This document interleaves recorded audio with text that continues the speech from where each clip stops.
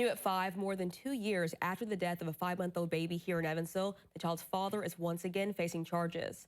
44 News reporter Claire Dugan has more on that investigation tonight.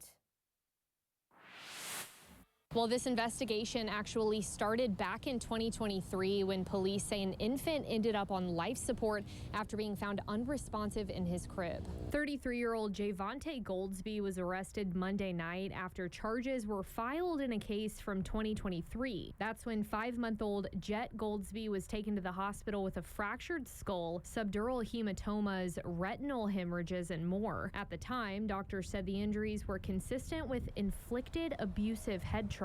They also told police the child's injuries would have been obvious when the baby was put to bed, but according to authorities, Goldsby and the child's mother, Cheyenne Elmore Sitz, didn't discover anything until the infant was found in its crib not breathing. The baby was put on life support until its death on August 4th of 2023. These cases are difficult to investigate both emotionally and technically. Goldsby and Elmore Sitz were arrested, but those charges were later dropped against Goldsby. Around that same time, the pair faced neglect charges in relation to a different child of theirs who showed up at the hospital with fractured ribs and a collapsed lung. Goldsby was acquitted on those charges, while Elmore Sitz pled guilty to neglect and was sentenced to 1 year on probation. She then pled guilty to lesser charges in the other case, the death of her child, and was sentenced to over 2 years. For Goldsby, the charges were refiled on Monday. Oftentimes, a parent